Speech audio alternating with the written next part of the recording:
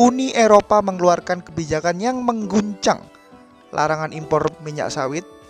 Mereka berdalih ingin mengurangi sejarah kelapa sawit. Sejarah kelapa sawit adalah kisah yang panjang yang dimulai di tanah Afrika Barat. Namun, jejaknya menapaki Indonesia pada tahun 1848. Kala itu, pemerintah kolonial Belanda membawa 4 bibit dan menanamkannya di kebun raya Bogor. Awalnya, mereka hanya menjadi tanaman hias, tak lebih dari sekedar pemanis tanaman. Namun, uji coba kemudian dilakukan di perkebunan tembakau Deli, Sumatera Utara. Dan dari sana, semuanya berubah.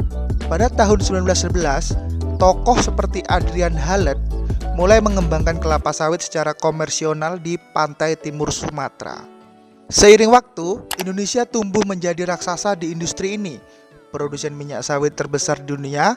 Tapi di balik kesuksesan itu semuanya, muncul tantangan yang tidak bisa diabaikan. Sebuah badai tak datang dari benua seberang. Pada tanggal 30 Desember 2024, Uni Eropa mengeluarkan kebijakan yang mengguncang larangan impor minyak sawit. Mereka berdalih ingin mengurangi deforestasi dan melindungi lingkungan. Namun, banyak yang melihat ini sebagai tameng di balik alasan lingkungan. Ada kepentingan ekonomi yang memiliki produk minyak nabati mereka sendiri. Akibatnya, Indonesia sebagai produsen terbesar kehilangan potensi ekspor yang sangat besar. Ekspor kita ke Uni Eropa anjlok dari 3,8 juta ton per 2017 menjadi hanya 2,1 juta ton per 2021. Kerugian ini tidak main-main. GDP turun hingga 1.155 juta euro dan ribuan orang kehilangan pekerjaan terutama di Sumatera dan Kalimantan. Tapi sebenarnya sawit itu apa? Fungsinya itu apa?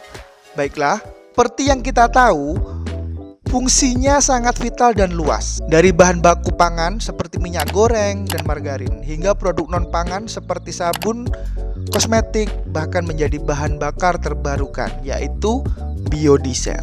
Industri ini adalah tulang punggung perekonomian Indonesia, menyumbang devisa dan menopang hidup jutaan petani.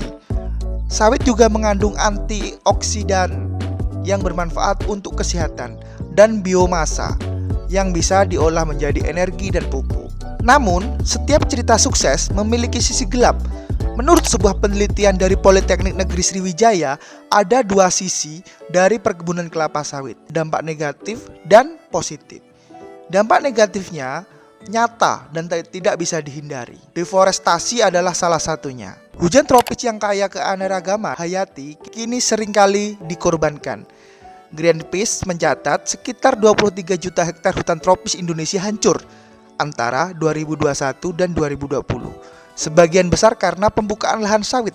Akibatnya, spesies asli harimau Sumatera dan orangutan terancam punah. Lalu, ada juga emisi gas rumah kaca. Pembukaan lahan, terutama dengan cara dibakar melepaskan karbon dalam jumlah besar. Bahkan lahan gambut yang dikeringkan dapat menghasilkan hingga 174 ton emisi karbon per hektar saat diubah menjadi perkebunan sawit. Belum lagi degradasi air dan tanah. Monokultur kelapa sawit menurunkan kualitas tanah dan aliran air tercemar oleh pupuk kimia dan pestisida. Keanekaragaman hayati juga menurun drastis. Penelitian menunjukkan bahwa perkebunan kelapa sawit hanya memiliki 20 hingga 30% keanekaragaman hayati yang ditemukan di hutan premier. Namun, ada juga sisi positif yang tak terbantahkan. Kelapa sawit menyumbang sekitar 14% dari PDB sektor pertanian Indonesia. Ini adalah sumber devisa yang signifikan dari ekspor minyak sawit mentah. Jutaan orang, baik langsung maupun tidak langsung, menggantungkan hidupnya pada industri ini. Lebih dari 17 juta orang tergantung pada kelapa sawit untuk mata pencaharian mereka. Komoditas ini adalah sumber pendapatan dan penciptaan lapangan kerja yang besar, sekaligus berkontribusi pada kesejahteraan masyarakat dan pendapatan asli daerah. Dan jangan lupakan juga perannya dalam memenuhi kebutuhan energi global. Minyak sawit adalah komponen kunci dari biodiesel yang membantu kita beralih ke energi yang lebih berkelanjutan. Untuk menyeimbangkan dampak lingkungan dan manfaat ekonomi, ada beberapa langkah strategis yang diperlukan. Pertama, sertifikasi berkelanjutan.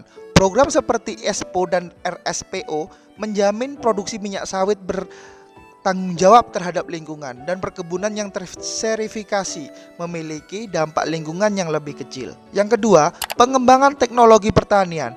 Sistem irigasi presisi, agroforestry, dan penggunaan drone dapat meningkatkan efisiensi produksi tanpa perluasan lahan. Dan yang tak kalah penting, kebijakan pemerintah. Peraturan terkait lingkungan harus ditegakkan dengan ketat dan insentif perlu diberi kepada industri yang menerapkan metode berkelanjutan.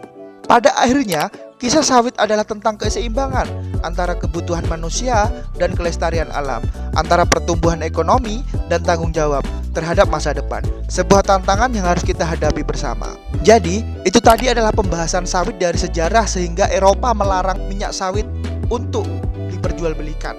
Karena di situ masih ada banyak sekali konspirasi yang kita tidak tahu. Entah dia mempertahankan minyak nabati yang dihasilkan, karena kan minyak nabati lebih mahal daripada minyak sawit, sehingga dia merasa minyak sawit adalah hal yang bisa menggoyahkan perekonomian dari minyak nabati. Silahkan tulis di komen jika teman-teman memiliki pendapat. Silahkan tulis di komen jika teman-teman ingin membantah. Silahkan like jika teman-teman suka, dan silahkan dislike jika teman-teman tidak suka. Dan saya mohon untuk subscribe channel ini karena bantuan teman-teman semuanya dapat membangun dan membantu channel ini ke depan yang lebih baik. Terima kasih, saya Rahman di Sadewa TV. Sampai jumpa di video berikutnya.